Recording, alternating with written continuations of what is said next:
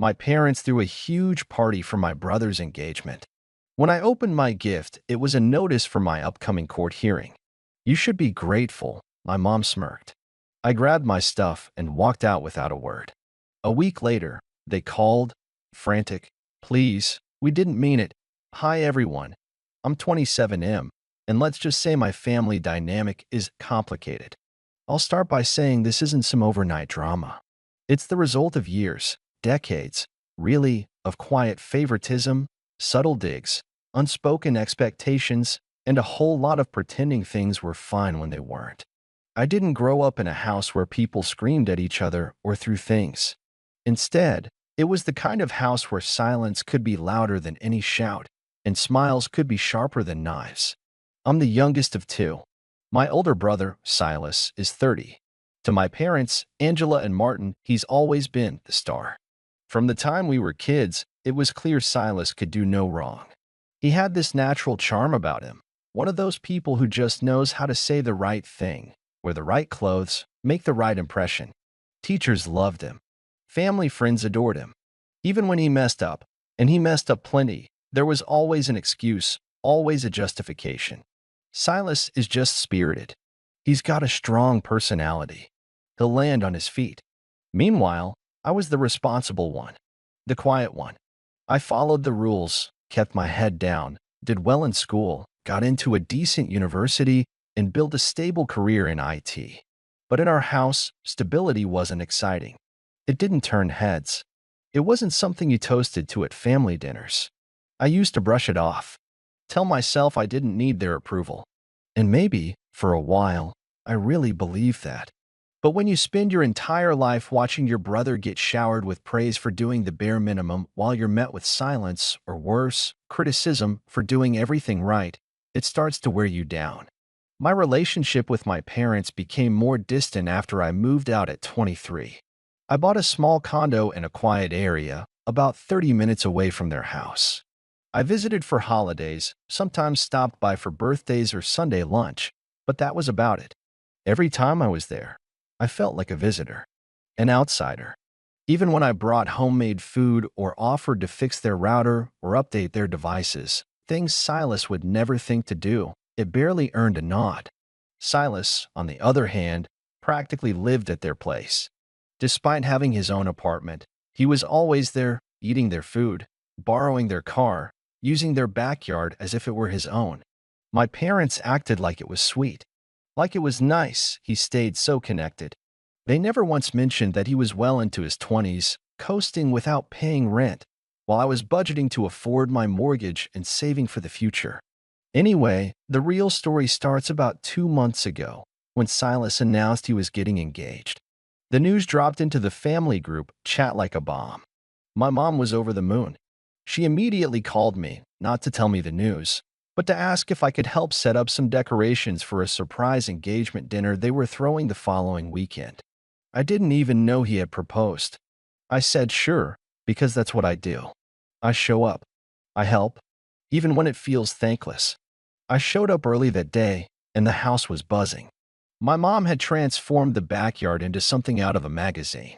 Twinkling lights were strung across the patio. There were white and gold balloons tied to every chair, and a huge banner with Silas and Leona written in elegant cursive hung over the back fence.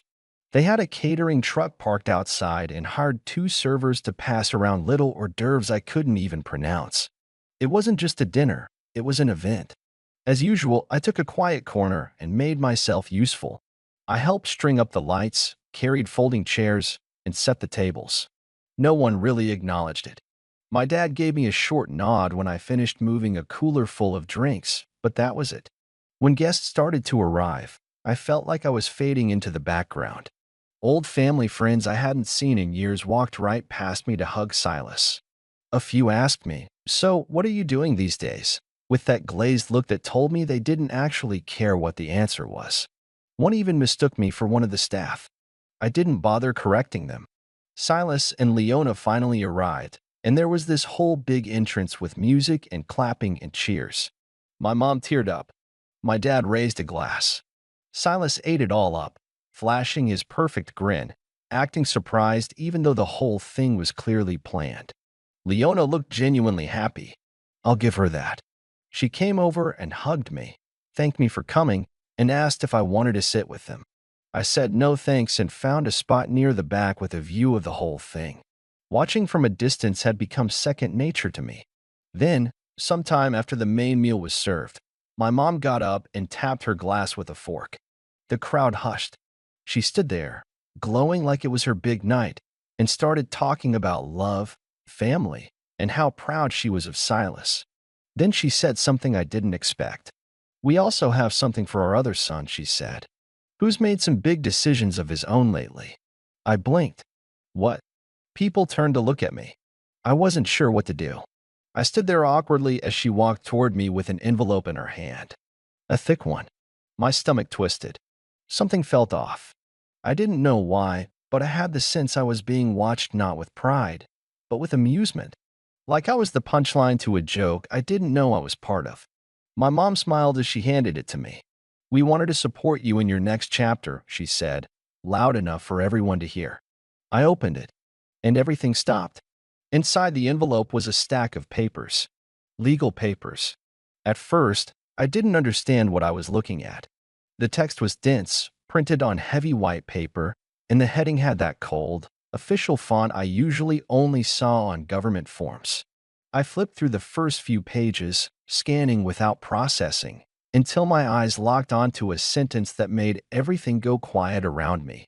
Notice of civil claim filed on behalf of Angela and Martin Colgrave. I read it again. I looked up. My mom was still smiling. It wasn't a warm smile.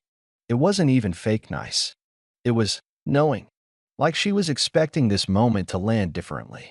Like she thought I'd thank her. My fingers tightened around the envelope. I turned back to the papers and started to read. Really read. They were suing me.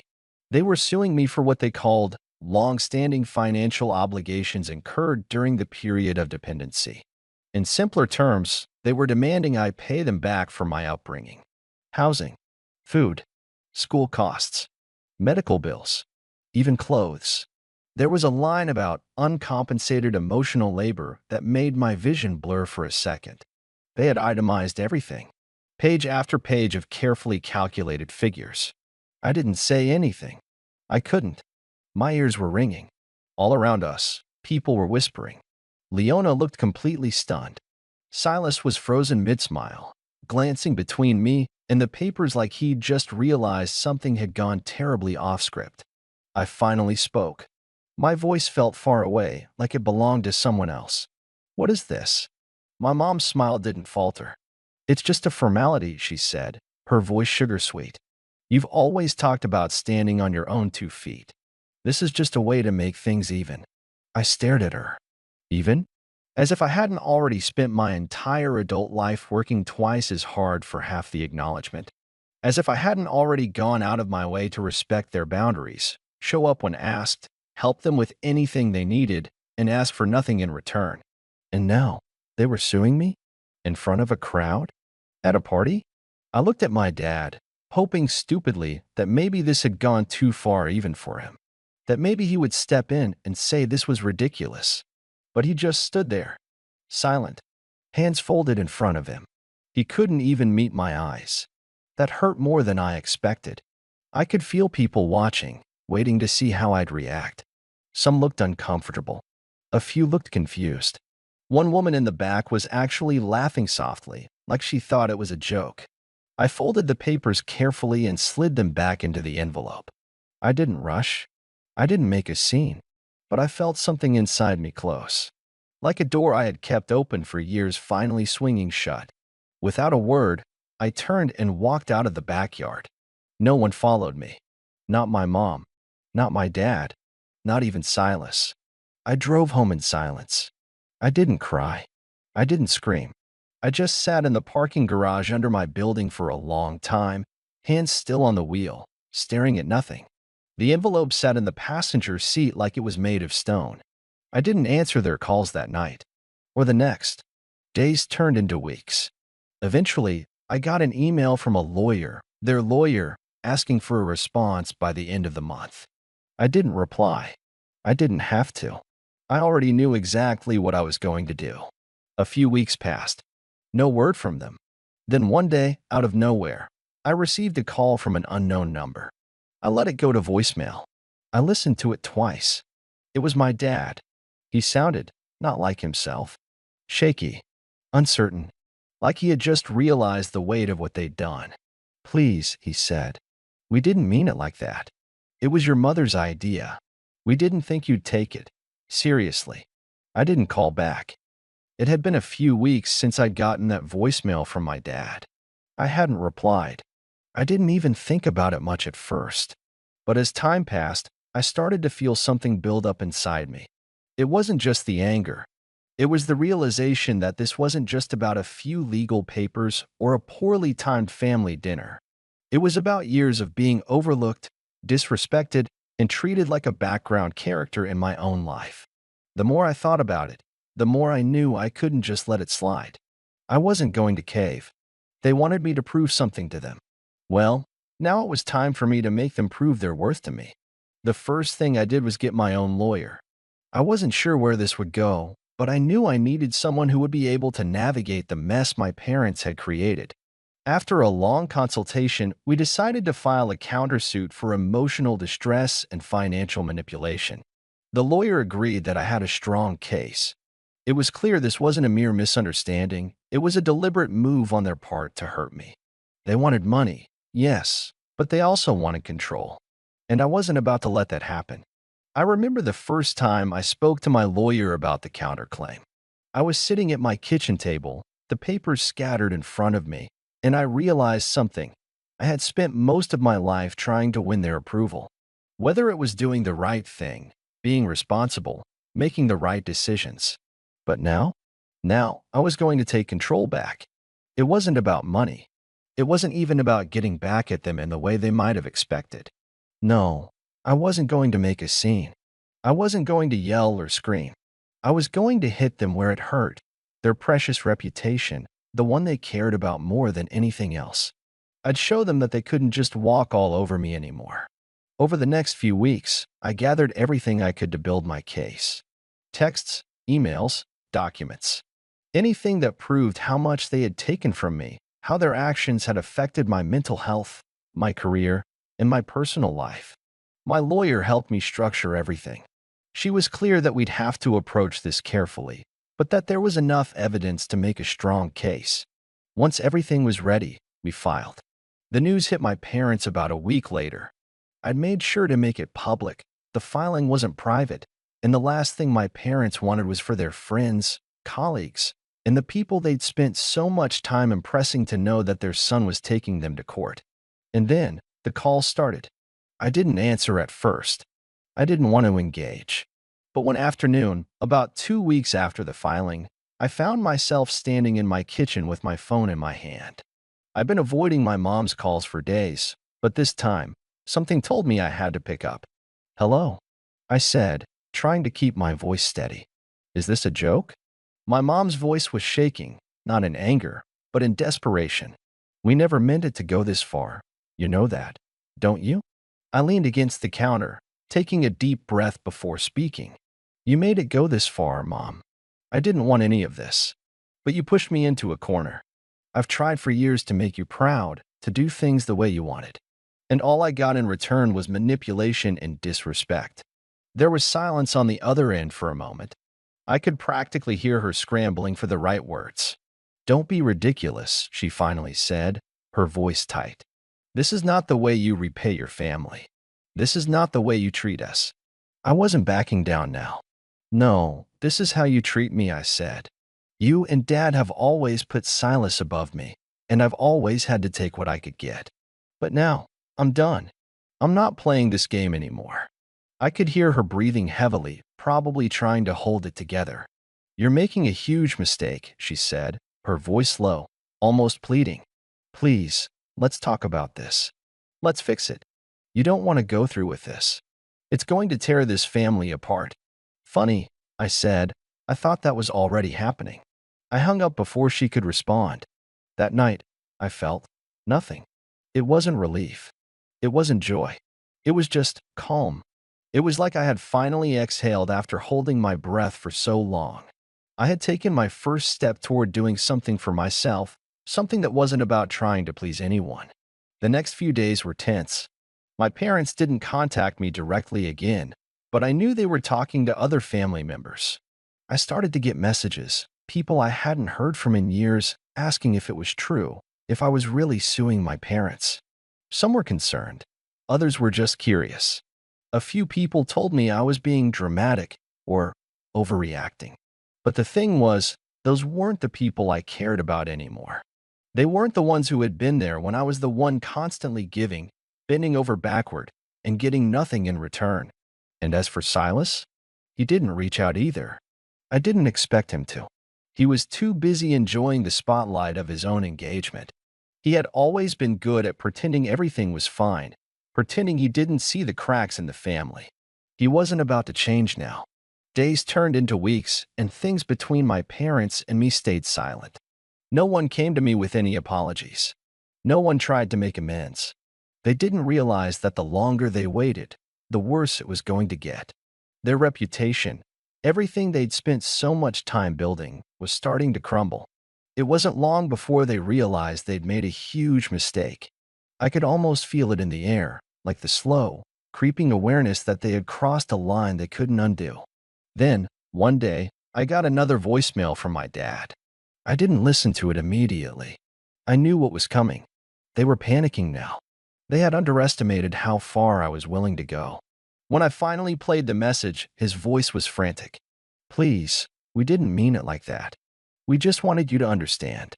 We didn't want it to go this far. Please, we're sorry." I listened to the message a few times, my expression unreadable. The apology wasn't for me. It wasn't for what they had done. It was for the trouble they were in. And that's when I realized something: this wasn't over. Not by a long shot. It had been a few more weeks since my dad's frantic voicemail, and I had to admit, I had expected this call. They thought they could wriggle out of it by apologizing. They thought if they played the victim card hard enough, I'd fold, and everything would go back to normal. That's how it always went, right?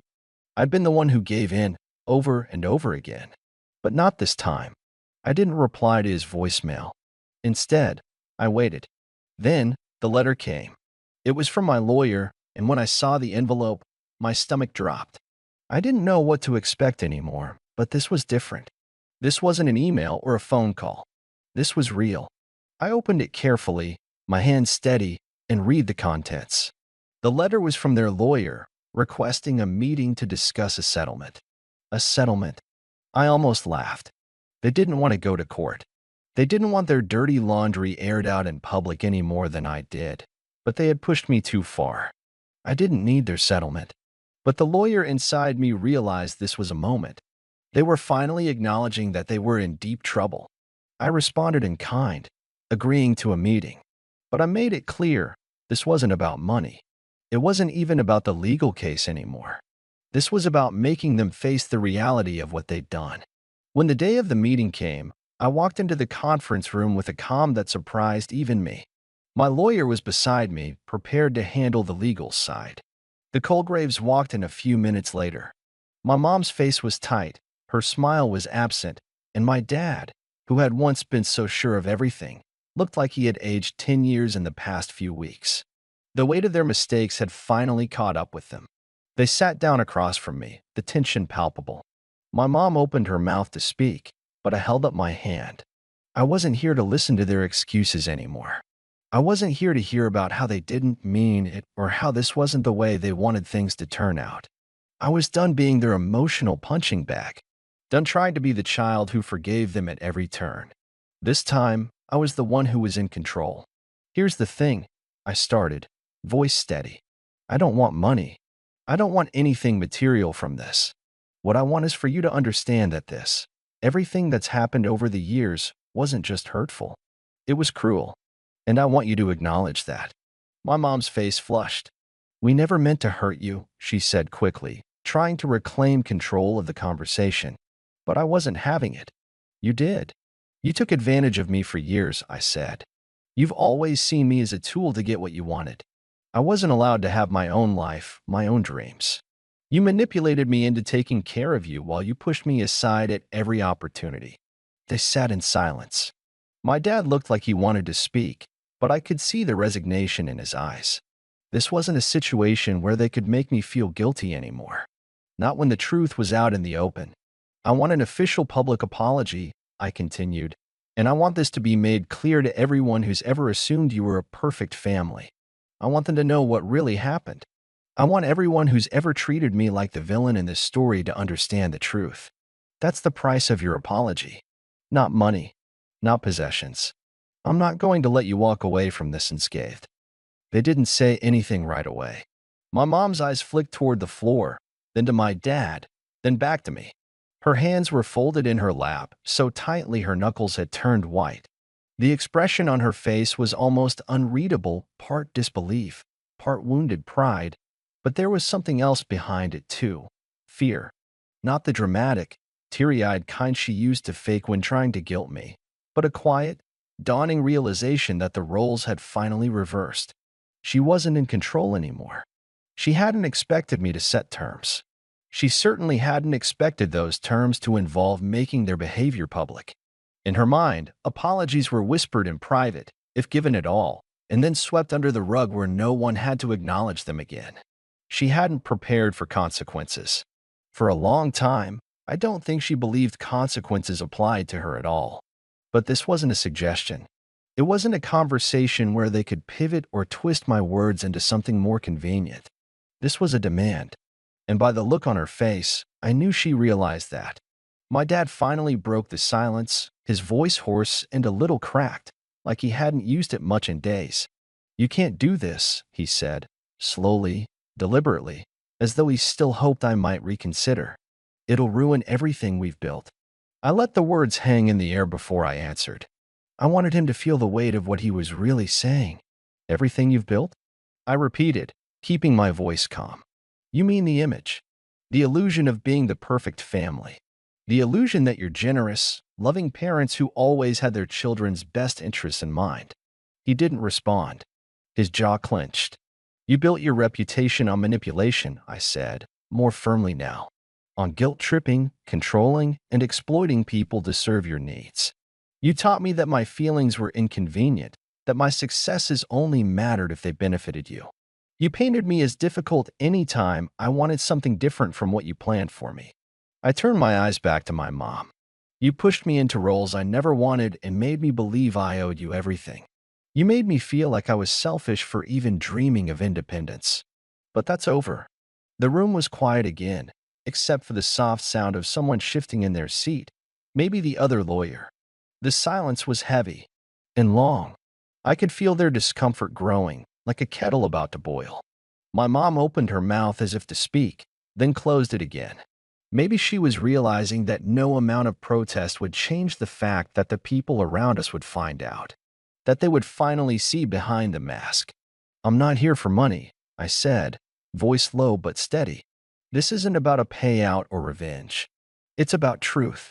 It's about reclaiming what you tried to take from me," my voice. "My right to be seen and heard and not twisted into something convenient for you." My lawyer passed a folder across the table. Inside was the drafted statement. Not a vague half-apology, not the kind of polished PR note they probably would have preferred, but an honest and specific admission of what they had done. The way they had emotionally manipulated me. How they had involved me in financial matters without my knowledge or consent. The way they excluded me from family decisions, but used my name and trust to further their image. The statement would be shared privately with everyone involved, relatives, mutual friends, former mentors, and publicly posted on a family group page that my mom used to update constantly with photos of holiday dinners and proud announcements about Silas. There would be no deleting comments, no backpedaling. That was part of the deal. They stared at the folder like it was a trap, like signing it would open a door they'd never be able to close. And maybe it would. There was a long pause. Then, finally, slowly, they both nodded. The weeks that followed were intense. The apology went live. The reaction was immediate. Some relatives reached out to say they'd always suspected something was wrong. A few apologized to me for never asking questions, for assuming my distance was just me being moody or ungrateful. Others didn't say much at all, but I saw them leave the family group quietly, silently choosing a side without drama. Of course, not everyone believed the apology. There were still those who clung to the version of my parents they had known for decades, the ones who gave generous gifts at weddings and hosted elaborate family gatherings. But the narrative had changed. There was a crack in the mask now, and it wasn't going away. I got a message from Silas a few days after the apology was shared. Short, cold. "I don't know what you're doing," he wrote, "but you've changed. You're not the same person who used to beg for approval. I don't like it." I stared at that message for a long moment. He was right, in a way. I had changed. I wasn't the same person who once helped plan his engagement party, who used to offer to proofread his speeches or pick up errands for Mom because she didn't trust anyone else. I had stopped being the reliable background character in everyone else's lives. I had stepped forward, and some people didn't like it. I didn't respond. I didn't need to. My parents called a few times after that. Once to ask if I'd consider making a new post clarifying some of the more harsh-sounding language in the statement. Another time to say they'd received fewer holiday invitations than usual this year. I let both calls go to voicemail. I didn't owe them comfort anymore. Months passed. I poured myself into my work, into friendships that actually made me feel safe and seen. I reconnected with people I'd lost touch with because of the chaos my family had created around me. Slowly, I felt something unfamiliar start to settle in my chest: peace. No, I didn't get the perfect closure. I didn't get a tearful confession or a grand gesture of reconciliation. My parents never really changed, not in the way I used to hope they would. But I got something better. I got out. I got clarity. And I got to walk away knowing that, for once, I didn't bend. I didn't play the role they wrote for me. I stood up, and I told the truth. I wasn't their child anymore. I wasn't their scapegoat. I wasn't their fixer, their shield, their excuse.